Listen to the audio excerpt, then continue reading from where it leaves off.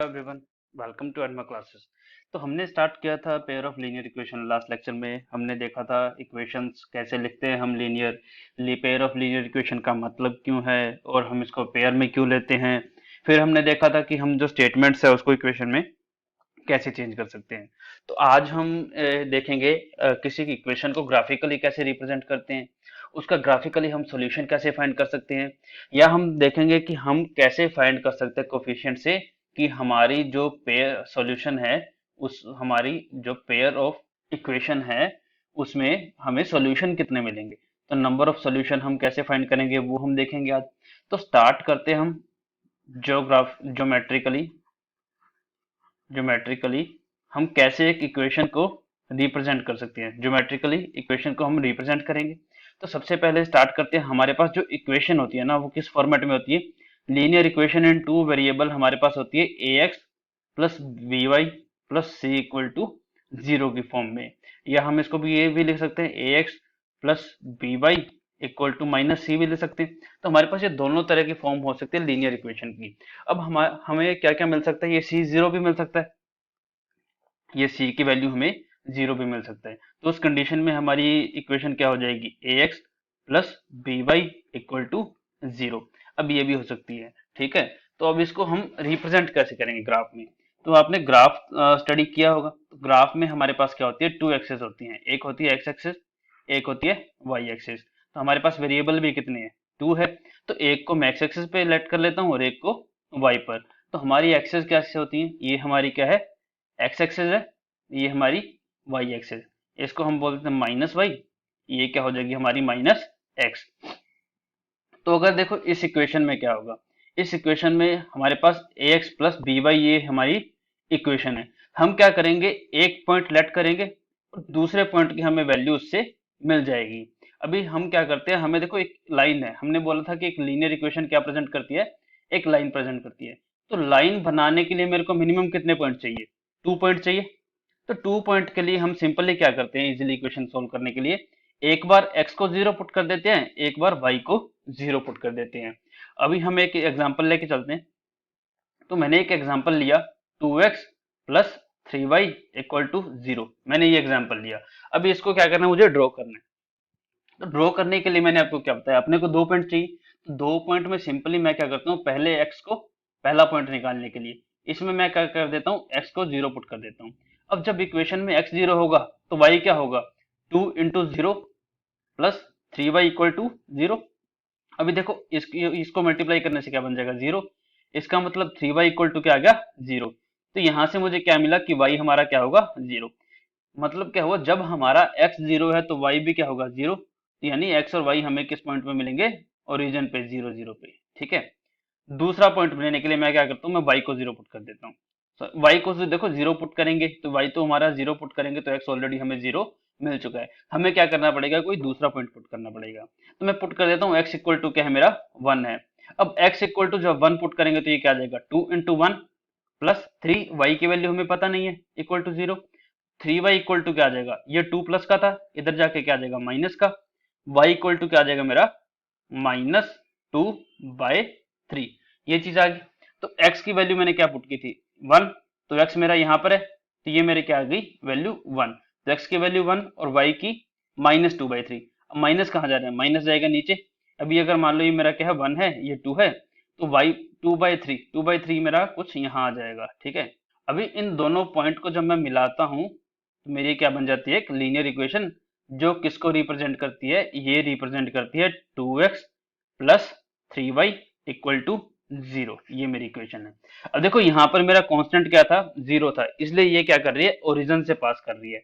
अगर ये कांस्टेंट हमारे पास जीरो ना होकर कोई वैल्यू मिल जाए, लाइक टू मिल जाए, थ्री मिल जाए, वन मिल जाए, माइनस फोर मिल जाए, तो मेरी जो ये लाइन है ना, ये क्या करेगी, ओरिजिन से पास ना करके किसी और जगह से पास करेगी। यहाँ से हो सकती है, वो लाइन ऐसे हो सकती है, वो लाइन ऐसे हो सकती है। मतलब वो क्या करेगी, ओरिजिन से पास नहीं करेगी, वो डिपेंड करता है कि हमें ये कांस्टेंट कितना मिल रहा है। अब ये कुछ एग्जांपल्स करते हैं, उससे आपको समझ आएगा। तो हम क्या करते हैं, एक नया एग्जांपल पिक करते हैं। मैंने एक एग्जांपल लिया, क्या लिया मैंने, x plus three y equal to six. हम लिख लेते हैं इसको, x plus three y equal to six. तो ग्राफ बनाते हैं, हमें क्या करना है, इसको ग्राफिकली रिप्रेजेंट करना है। तो मैंने ये ग्राफ बनाया, ग्राफ पे हमारी दो एक्सेस, ये आपको पता ही है, ये एक्स हो गई, ये वाई होगी। यूज किया था, हमने कहा था कि हमें 2 पॉइंट चाहिए, तो हम क्या करते हैं, एक टेबल बना लेते हैं। टेबल बनाने से क्या होगा, हमारे पॉइंट क्या होंगे, मैनेज्ड वे से आ जाएंगे, सिस्टमेटिक तरीके से आ जाएंगे, जिससे क्या होगा, हमें लिखने में आसानी होगी। तो हमें 2 पॉइंट मिनिमम चाहिए होते हैं, ठीक है। तो यहाँ पे मैं लिख लेता हूँ एक्स की वैल्यू, यहाँ लिख लेता हूँ वाई की वैल्यू। अब मैंने क्या किया, एक्स की वैल्यू पुट कर ली 0। अब एक्स की वैल्यू इस इक्वेशन में जब 0 रखेंगे तो क्या आ जाएगा, एक्स की वैल्यू 0 प्लस 3, वाई की वैल्यू मुझे निकालनी है इक्वल टू 6। तो वाई की वैल्यू क्या आ जाएगी, ये 3 क्या है, मल्टीप्लाई में है, इधर जाके क्या आ जाएगा, डिवाइड में, 6/3, यानी क्या आ गई 2। यानी जब x मेरा 0 है तो y क्या आ जाएगा, मेरा 2। तो पॉइंट मुझे कहाँ मिलेगा, यहाँ पर मिलेगा, क्या मिलेगा, 0,2। ठीक है। दूसरे में मैंने क्या, y को 0 पुट कर दिया। अब y को 0 पुट करेंगे तो क्या आ जाएगा, x plus 0 into 3 equal to 6। मैंने y को क्या पुट कर दिया, 0 पुट कर दिया। तो यहाँ से मेरे को x की वैल्यू क्या मिल जाएगी, 6। यानी जब मेरा y 0 है तो y 0 क्या होगा, इस पॉइंट पे होगा, तो x कहाँ आएगा, 6 पे, 2 3 4 5 एंड 6 समथिंग, यहाँ मेरा क्या आ जाएगा, 6,0। हम पहले x को लिखते हैं फिर y को लिखते हैं, तो x की वैल्यू मेरे पास आ रही है 6 और y की वैल्यू मैंने 0 मानी थी। तो यहाँ पे जब x 0 था y कितना था, 3। जब y 0 है तो x कितने, 6। ये मेरे को 2 पॉइंट मिल गए। अब इन दोनों पॉइंट को मिलाने से मेरे को क्या मिल जाएगी, इस इक्वेशन की लाइन मिल जाएगी। ये लाइन बनाते हैं। ये लाइन मेरी किस चीज की है, ये लाइन है मेरी x plus 3y equal to 6 की। अभी आपको ये ग्राफिकली ड्रॉ करना आ गया होगा। तो आप क्या करें, इसके दो चार क्वेश्चन खुद से प्रैक्टिस करें। अगर कोई भी आपको डाउट आता है, क्वेरी आती है, तो आप हमारे टेलीग्राम चैनल से कनेक्ट कर सकते हैं या हमें कमेंट बॉक्स में बता सकते हैं। तो इसके बाद का जो हमारा टॉपिक है वह वो क्या है, हम फाइंड करेंगे solution by comparing ratio. Comparing ratio. अब ये कैसे फाइंड करना है, देखो हमारे पास क्या होगा, हमने दिया क्या हुआ था, हमें ऑलवेज अगर सॉल्यूशन करना है तो क्या मिलेगा, पेयर ऑफ लीनियर इक्वेशन मिलेगा। अभी हम बात कर रहे हैं 2 वेरिएबल की, ठीक है। तो हमें हमेशा पेयर ऑफ लीनियर इक्वेशन मिलने वाला है। अब पेयर ऑफ लीनियर इक्वेशन का मतलब क्या हुआ, हमारे पास दो इक्वेशन आएगी, और इक्वेशन का जो फॉर्मेट है वो मैंने आपको पहले बताया था। इक्वेशन का फॉर्मेट क्या होता है लीनियर इक्वेशन का 2 वेरिएबल में, तो ये हमेशा होता है ax plus b y plus c equal to 0। ये हमेशा फॉर्मेट होता है। अब कई जगह आपको क्या मिलेगा, आपको मिलेगा ax plus b y equal to c मिलेगा। तो इसमें कंफ्यूज होने की नीड नहीं है। देखो सी क्या है, एक कांस्टेंट है। अगर मैं यहाँ पे सी की जगह माइनस सी भी लिख देता हूँ तो ये भी एक कांस्टेंट ही होगा ना, हमें इससे तो कोई फर्क नहीं पड़ने वाला। अगर मैं देखो लिख लेता हूँ 2x plus 3y equal to 4 लिख देता हूँ। अभी 4 को मैं क्या लिख सकता हूँ, 4 को मैंने लिख दिया c, या मेरा माइनस सी इक्वल टू मैं 4 कर दूं, ठीक है। अभी कांस्टेंट तो मेरे को लेट करना है, तो ये हमारा फिक्स नहीं होता, ये तो कांस्टेंट हमें लेट करना है। तो मैंने लेट किया, तो c की जगह 4 भी ले सकते हैं, c की जगह -4 भी लिख सकते हैं, ठीक है। तो यहाँ पे इससे कंफ्यूज नहीं होना कि c हमारा लेफ्ट साइड में आ रहा है राइट साइड में आ रहा है, जो फॉर्मेट रहेगा ना वो इसका सेम रहेगा, ठीक है। तो इसको हटा देते हैं। अभी देखो ये हमारा क्या है, एक लाइन का फॉर्मेट है, लेकिन मेरे को देखो दो लाइन मिलने वाली है। अब दोनों लाइन सेम तो नहीं हो सकती, तो इनकी जो वैल्यूज हैं ये क्या होंगी, अलग अलग होंगी। तो मैंने आपको जैसे अभी बताया कि हमें जो लेट करने हैं वो हम तो कुछ भी लेट कर सकते हैं। तो यहाँ पे मैंने जो फर्स्ट मेरी लाइन है उसको मैंने लिख लिया a1x plus b1y plus c1 equal to 0। ये मेरी फर्स्ट लाइन होगी, फर्स्ट पेयर ऑफ इक्वेशन हो गया, सॉरी पेयर का फर्स्ट इक्वेशन होगी। अभी दूसरी इक्वेशन देखो क्या करेंगे, दूसरी इक्वेशन के लिए मैं लेट कर लेता हूँ, मेरे पास a2x plus b2y plus c2 equal to 0। अब ये मेरे पास क्या है, दो इक्वेशन आ गई पेयर में। अब हमें क्या कंपेयर करना होता है, हमें कंपेयर करना होता है x y और c के कांस्टेंट के कोफिशिएंट। अभी देखो x का कोफिशिएंट मेरे पास क्या आ गया, a1, इसका हमें फाइंड करना है रेशियो a2। हमें तीन चीजें फाइंड करनी है, पहली चीज a1 a2, दूसरी चीज b1 बाय b2, तीसरी चीज हमें फाइंड करनी है c1 बाय c2, ठीक है। ये तीन चीजें हमें फाइंड करनी है। अब ये हमें काम कैसे आएंगी वो भी बताने वाला हूं आपको। तो हम क्या करते हैं, पहले एक एग्जांपल ले लेते हैं जिससे आपको a1 b1 और c1 का आइडिया आ जाएगा कि हम कैसे फाइंड करते हैं। तो मैंने एक एग्जांपल लिया जिसमें मुझे पेयर ऑफ इक्वेशन दी हुई है। फर्स्ट पेयर मुझे दी, फर्स्ट इक्वेशन दी गई है 5x minus 4y plus 8 equal to 0। तो ये मेरी फर्स्ट इक्वेशन है। तो मैं इसको देखो क्या लिख सकता हूँ, a1x plus b1y plus c1 equal to 0। मैंने बताया था मैं फर्स्ट इक्वेशन को ये लेट करने वाला हूँ। सेकंड इक्वेशन हमारी क्या है, सेकंड इक्वेशन है 7x plus 6y minus 9 equal to 0। अब इसको मैं क्या लिखने वाला हूँ, a2x। हमने अभी देखा था कि हम सेकंड इक्वेशन को क्या करने वाले हैं, b2y plus c2 equal to 0। अब हमें a1 b1 c1 की वैल्यू चाहिए। तो मैंने आपको तीन रेशो फाइंड करने बोला था। पहला क्या बोला था, a1 बाय a2। अब ये हमारे पास क्या आएगा, a1 क्या था, जो मेरी पहली इक्वेशन में x के साथ है वो मेरा a1 है। तो क्या है मेरा x के साथ 5, दूसरी इक्वेशन में x के साथ मेरा a2 है, तो ये क्या है हमारे पास 7। इतनी चीज समझ में आ गई। अभी तो देखो आप इसको कंपेयर करके कर रहे हैं, जैसे जैसे आप इसको प्रैक्टिस करेंगे ना तो आप क्या कर सकते हैं, ओरली भी इसको याद कर सकते हैं। x के साथ की वैल्यू कंपेयर करो, y के साथ की करो और कांस्टेंट करो। अभी हमें क्या करना है, दूसरा फाइंड करना है b1 by b2। b1 by b2, देखो b1 हमारा क्या होगा, y के साथ की वैल्यू -4। अभी एक चीज आपको ध्यान रखनी है कि जिस इक्वेशन में हम a1 ले रहे हैं उसी इक्वेशन का हमें b1 लेना है। आप ऐसा नहीं कर सकते कि b1 आप इस इक्वेशन से ले लें और आप a1 क्या करें, इस इक्वेशन से उठा लें। जो हमें फर्स्ट इक्वेशन हमने लेट कर ली a1 b1 c1 हमें उसी इक्वेशन से लेने हैं, उसका हमें ऑर्डर अपोजिट नहीं करना। तो अभी देखो b2 हमारा क्या आ जाएगा, b2 हमारा 6 आ जाएगा। अब a1 माइनस का क्यों आया, देखो साइन हमारा क्या है, माइनस का है। तो हमारे पास जो कंपैरिजन के लिए साइन था वो था प्लस। तो ये माइनस किसके साथ का है, 4 के साथ है। तो इसे हमने क्या लिख लिया, -4/6। ठीक है, इसको मैं 2 से काट सकता हूँ, -2/3। थर्ड देखो हमारा क्या, c1/c2। अब c1/c2 में क्या जाता है, कांस्टेंट आ जाते हैं। कांस्टेंट मेरे क्या है, 8/-9। अभी आपको चेक क्या करना है, अभी आपको चेक करना है, आपके पास क्या होगी, तीन कंडीशन आएंगी, फर्स्ट, सेकंड एंड थर्ड। अब इनका सिग्निफिकेंस क्या है वो भी मैं आपको बताने वाला हूँ कि हम ये तीन इक्वेशन क्यों चेक करते हैं। मैंने आपको क्या बताया था कि हमें जो सॉल्यूशन मिलते हैं वो क्या मिलते हैं, तीन फॉर्मेट में मिलते हैं। तीन फॉर्मेट कौन कौन से, हमें पहला मिलता है इक्वेशन में नो सॉल्यूशन। जब हमारी क्या हो, लाइंस क्या हो, पैरेलल हो जाती हैं, तो हमें क्या मिलता है, नो सॉल्यूशन। सेकंड हमें मिलता है यूनिक सॉल्यूशन। यूनिक सॉल्यूशन मतलब उसका क्या होता है, एक ही सॉल्यूशन होता है। ये कब मिलता है, जब लाइन हमारी इंटरसेक्ट करती है। तीसरा हमें क्या मिलता है, इनफाइनाइट सॉल्यूशन। इनफाइनाइट सॉल्यूशन कब मिलता है, जब हमारी लाइन क्या हो, सेम हो। या तो उनकी डायरेक्शन अपोजिट हो सकती है, डायरेक्शन सेम भी हो सकती है। हमें इनफाइनाइट सॉल्यूशन इस कंडीशन में मिलते हैं। अब हम इनके a1 a2 b1 b2 और c1 c2 से कैसे फाइंड करेंगे कि हमारे जो सॉल्यूशन है वो किस टाइप के हैं इक्वेशन के। अभी हमें क्या करना है, हमें कंपेयर करना है a1 by a2 equal to b1 by b2 equal to c1 by c2। देखो एक कंडीशन में क्या होगा, आपकी ये तीनों वैल्यूज सेम आ जाएंगी। अब देखो तीनों वैल्यू सेम आने का मतलब क्या हुआ, यहाँ पे आपको मिलेंगे इनफाइनाइट सॉल्यूशन। Infinite solution. अब इनफाइनाइट सॉल्यूशन क्यों मिलते हैं, इनफाइनाइट सॉल्यूशन देखो मैं एग्जांपल ले लेता हूँ। मेरे पास है x plus 2y minus 4 equal to 0। ये मेरे पास एक इक्वेशन थी, ये मेरी फर्स्ट इक्वेशन है पेयर की। सेकंड इक्वेशन मुझे मिली 2x plus 4y minus 8 equal to 0, ये इक्वेशन थी।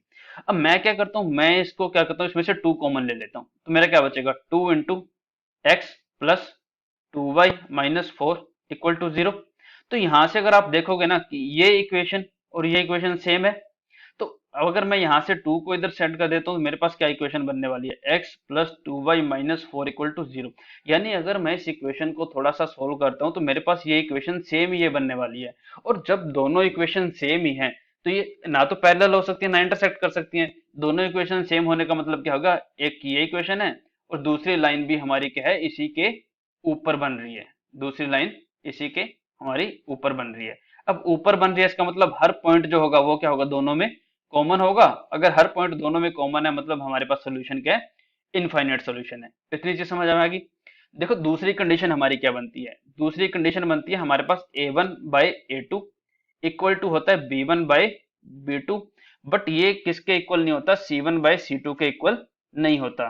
उस कंडीशन में हमारा क्या आएगा, ये not equal to c1 by c2। अब इस कंडीशन में हमारा क्या आता है, नो सॉल्यूशन। नो सॉल्यूशन, अभी नो सॉल्यूशन का मतलब ये लाइन क्या होगी, पैरेलल होगी। अब पैरेलल देखो कैसे आती है, एक चीज होती है स्लोप। तो हमारा क्या होता है, मान लो ये हमारा क्या है, ये हमारा एक ग्राफ है। तो ये एक लाइन ये है, देखो ये एक्स एक्सिस के साथ कुछ एंगल बनाएगी। अब दूसरी लाइन इसको कट कब करेगी, जब उसका इसके साथ एंगल ये क्या है, दोनों क्या हो, अलग अलग हो। अगर ये भी लाइन इसके साथ सेम ही एंगल बनाएगी तो इसका मतलब क्या है, ये दोनों पैरेलल जा रही है। अब ये एंगल डिसाइड किससे होता है, ये डिसाइड होता है हमारा A1 सॉरी ए और बी की वैल्यू से। लेकिन जब हम यहाँ पे कंपेयर कर रहे हैं तो दोनों का जो A1 और B2 का रेशियो है ये क्या आ रहा है, सेम आ रहा है। इसका मतलब इसका जो स्लोप होगा ना, इसका जो एंगल होगा वो क्या बनने वाला है, हमेशा सेम बनने वाला है। लेकिन ये C1 और C2 के बराबर नहीं है। C1 और C2 मैंने आपको देखो ग्राफ में क्या समझाया था कि हमारा जो कांस्टेंट होता है C1 और C2 वो क्या डिफाइन करता है, हमारी ओरिजिन से दूरी। अभी ये हमारी एक लाइन थी, अब इसी एंगल की मेरे पास एक और लाइन आ रही है, ठीक है। बट इसके सी की जो वैल्यू थी ना वो इससे डिफरेंट हो जाएगी। सी की वैल्यू से डिफरेंट होने का मतलब इसकी ओरिजिन से जो डिस्टेंस होगी वो क्या होगी, दोनों की अलग अलग होगी। डिस्टेंस अलग है बट एंगल क्या है, सेम है। ये दोनों एंगल क्या है, सेम है। अब दोनों एंगल सेम है तो मतलब क्या है, ये पैरेलल जाएगी। डिस्टेंस अलग है इसका मतलब क्या है, ये दोनों सेम लाइन नहीं है, ये दोनों डिफरेंस में है। तो इससे क्या मिलेगा हमें, ये दोनों लाइन पैरेलल हैं और पैरेलल में हमारे पास सॉल्यूशन नहीं होता। तो इस कंडीशन में हमें क्या मिलने वाला है, नो सॉल्यूशन। थोड़ा इसको क्लियर कर लेते हैं। अभी थर्ड कंडीशन बनती है A1/A2 not equal to B1/C2। अभी देखो ये दोनों ही जब नॉट इक्वल टू आ जाए तो हमें C1/C2 सॉरी ये B2 है हमारा, तो C1/C2 चेक करने की नीड ही नहीं होती। क्यों नहीं होती, देखो हमारे पास क्या था, मैंने अभी आपको स्लोप का अभी मेथड फंक्शन बताया था क्या था। तो स्लोप का हमारा फंक्शन क्या होता है, पता है। और स्लोप पता किससे लगता है हमें, A1 और सॉरी A और B से। अब दोनों का रेशियो जब इक्वल नहीं है तो मतलब इनके दोनों की स्लोप क्या आने वाली है, अलग अलग आने वाली है। अब स्लोप अलग अलग आएगी इसका मतलब क्या होगा कि ये किसी एक पॉइंट पर इंटरसेक्ट करेगी। तो ये हमारा क्या हो जाता है, एक सोल्यूशन हो जाता है। तो यहाँ हमें क्या मिलने वाला है, एक यूनिक सोल्यूशन। तो आपको ये कंडीशन समझ आ गई होगी कि किस किस कंडीशन में हमें क्या क्या सोल्यूशन मिलने वाले हैं। तो एक एग्जाम्पल उठा लेते हैं हम। एग्जाम्पल हम वही उठा लेते हैं जो अभी हम करके हटे थे, जिसमें हमने A1 और A2 की वैल्यू फाइंड की थी। अब इस इक्वेशन में देखो क्या होगा, इस कंडीशन में हमें कंपेयर करना है सबसे पहले A1/A2 से। तो A1/A2 मेरा क्या है, 5/7। दूसरा हमारा B1/B2 क्या है, -2/3। देखो ये इक्वल है, नहीं है। तो ये जब इक्वल नहीं है, A1/A2 not equal to B1/B2, तो ये कौन सी कंडीशन बन रही है, हमारी थर्ड वाली, जिसमें हमें क्या मिल रहा है, यूनिक सोल्यूशन। तो मतलब हमारा ये जो पेयर ऑफ इक्वेशन है ये हमें क्या देगा, एक यूनिक सोल्यूशन देगा। ये आपस में एक पॉइंट पर इंटरसेक्ट होगी और ये हमें एक यूनिक सोल्यूशन प्रोवाइड करेगा। ऐसे कुछ एग्जांपल ले लेते हैं हम। तो हमारे पास कुछ क्वेश्चन ऐसे भी आते हैं जिसमें हमें कंसिस्टेंट और इनकंसिस्टेंट पूछा जाता है। तो मैंने आपको ये चीज भी बताई थी, कंसिस्टेंट और इनकंसिस्टेंट इक्वेशन क्या होती है, तो ये भी आपको याद रखनी है। तो हम शुरू करते हैं। हमारा एक एग्जाम्पल हमने पिक किया है, 3/2x plus 5/3y equal to 7। और दूसरी जो हमें इक्वेशन दी गई है वो क्या दी गई है, 9x minus 10y equal to 14। ये इक्वेशन दी गई है।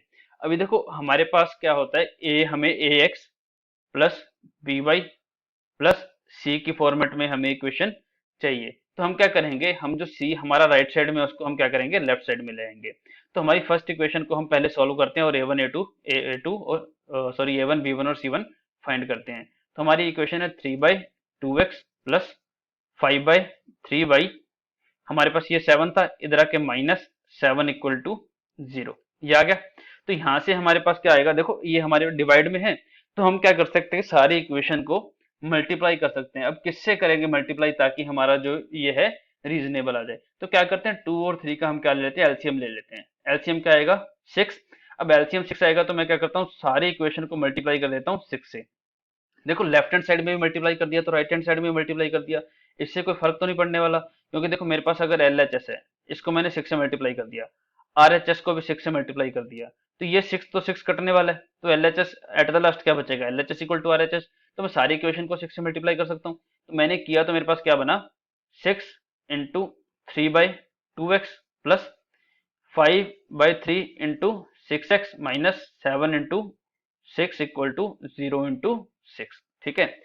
तो यहाँ से 2 3 6, ये मेरा क्या बना 9x प्लस 3 से क्या बना 2, 5 2 जा 10x, 7 6 जा 42 इक्वल टू 0। ये चीज बन गई। अभी सेकंड देखते हैं, हमारा सेकंड क्या है। सेकंड इक्वेशन है हमारी 9x minus 10x minus 14 equal to 0। ये इक्वेशन है। अभी देखो इससे हमें क्या मिलेगा, इससे हमारा a1 क्या आया, a1 ये है, ये b1 है, ये c1 है, ये a2 है, ये b2 है और ये c2 है। ठीक है, तो हमें क्या चाहिए, हमें चाहिए a1 बाई a2 मेरा क्या आ जाएगा 9/9 इक्वल टू b1/b2, b1 क्या है 10 और b2 क्या है -10। देखो 10 और -10 क्या होगा, माइनस का 1 आएगा, ये क्या आएगा प्लस का 1। तो प्लस का 1 और माइनस का 1 इक्वल नहीं होते, तो ये भी मेरा इक्वल नहीं है। तो a1/a2 not equal to b1/b2। तो इसका सॉल्यूशन मुझे क्या मिलेगा, यूनिक। और एग्जांपल हम देखते हैं। एक एग्जांपल मैंने लिया 3x plus 4y equal to 5। ये मेरे पास क्या है, फर्स्ट इक्वेशन है। सेकंड इक्वेशन मैंने ली 6x plus 8y equal to 10। ये सेकंड इक्वेशन है।